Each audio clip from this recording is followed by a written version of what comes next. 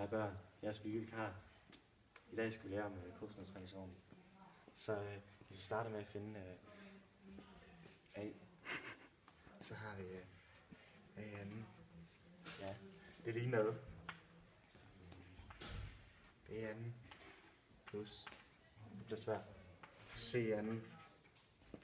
Er I med? Det er godt. Plus. Det er forkert. Minus. Minus 2 b c gange cosinus. Så skriver man bare cos til parentes, og så står der A. Har I forstået det, børn?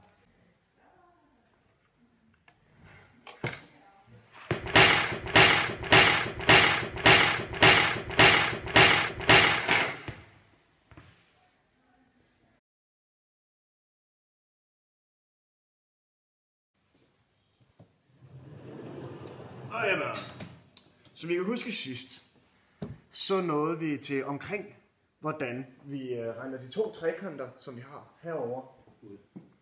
Vi har så en dum elev, der står i vejen, hvilket er ret træls. Hej, jeg pusser kridt. Her er vores kridtpusser. Det er lidt mærkeligt. Så de to relationer for trekanterne, her har vi ligningen for den hvide trekant, for den højre trekant, som er den herovre. Og så har vi ligningen for den venstre trekant, som er den lille trekant her. Så ligningen for den højre trekant er x i anden plus h i anden er lige med a i anden. Eller h i anden er lige med a i anden minus x i anden. Og ligningen for den venstre trekant er lige med b minus x i anden, fordi det stykke her hedder b minus x, plus h i anden er lige med c i anden, som er det samme som h i anden er lige med c i anden minus b minus x i anden. Parentes b minus x selvfølgelig. Og fordi at begge ligninger har h i anden isoleret, så kan ligningerne sættes lige hinanden, som så kommer til at hedde a i anden. Shit. Det der. A i anden er lige med. Er I med, børn? Ja. Det var godt. Kridt. Renser. Minus x i anden er lige med C2 i anden. C2 hvad fanden? C i anden. Rette flok total. Det vil så kan være så minus blæ parentes b minus x parentes slut i anden. Og ja, børn, jeg har så snydt lidt, og mens I kiggede væk i de der splitsekunder der har jeg simpelthen visket tavlen ren. Og det er fordi, vi er en fattig skole, og vi har ikke særlig mange penge. Så i den her ligning her, isolerer vi så C i anden. Det får så ligningen til sådan her ud.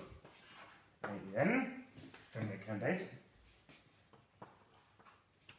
I anden, minus x i anden, er lige, plus, parentes, b minus x, parentes slut, i anden, er lige med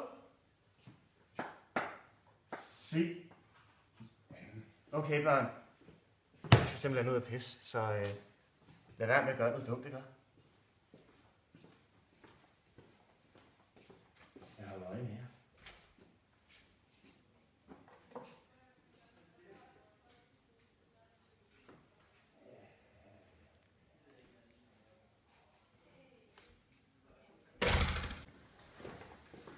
Okay, børn. Som jeg bad jer om, håber jeg, at I har gjort, lad være med. Okay, børn, hvis I vil være så venlige, lad være med det der. Jeg bad jer om ikke at gøre noget slemt i pap. Nej, hvad? Børn, hvad er det? Det bliver ikke sådan noget satanistisk pis. Okay, børn. Nu regner vi så parentes nu her, ikke? I den her ligning her. Så nu kommer ligningen til at hedde a i anden minus x i anden plus b i anden plus x i anden kæft plus 2bx er lige med rummelivet i anden. Tak, børn. Det var godt. Okay, børn. Så vi holder en kort pause. Okay, børn. Som I kan huske, vi lavede lige en pause. Så lavede vi den ligning her. Det udtryk kan vi så reducere. Så det bare kommer til at hedde a i anden minus b i anden. Og så fanden skal jeg lige minus der. Så er minus nok ikke. Det må i virkeligheden spille en plus. Minus nu, ikke også? Det er godt for 2 b.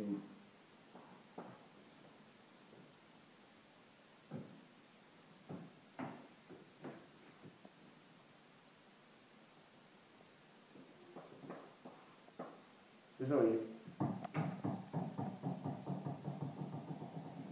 Okay, bare.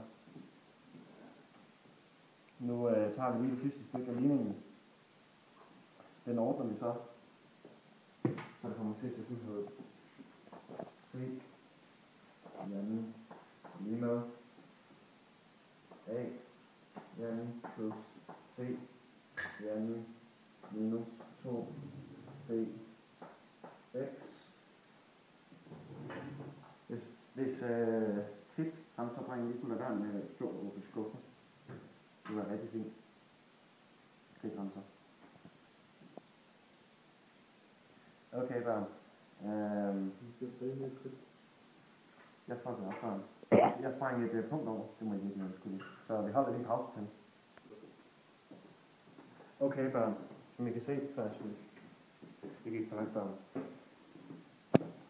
Så vi prøver så kosinus til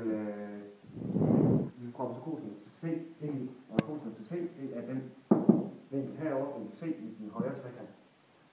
Det vil sige den store trekant. Så det kommer til, så kommer ligningen til at hedde a i anden plus b i anden minus 2 gange b gange kosinus til c gange a, som er lige med c i anden. Det ordner vi så lige, så den kommer til at hedde c i anden er lige med a i anden plus b i anden minus 2 gange a gange b gange kosinus til c. Og dermed har vi så beviset for kosinusrelationen. Her har vi beviset, børn. Herover har vi en rigtig trekant. Og børn. Og frit plus og dreng, hvis du ikke får ret med det der. Husk børn, det vigtige er hotdogs. Hotdogs er vigtige, børn. Husk det.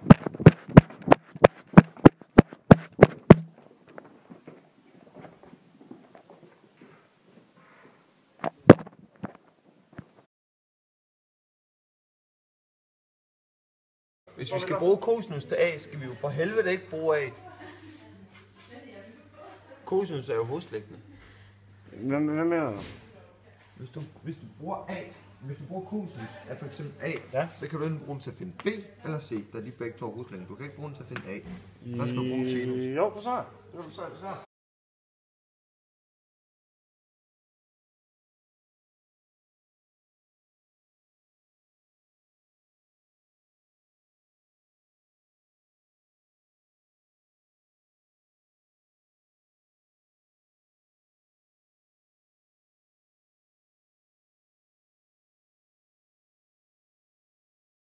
Start. Ej, hvad? Ellers nye vikar. Det er lige for Modstående kritik. Det er jo rigtigt. Jamen, så skal vi jo bruge sinus i det tilfælde. Så Du siger, du er klar. Ja, klar. Jeg er gået i gang. Ja, man kan bare se, der står kridt ud over det hele under tavlen, fordi Marie... Jeg tager sådan,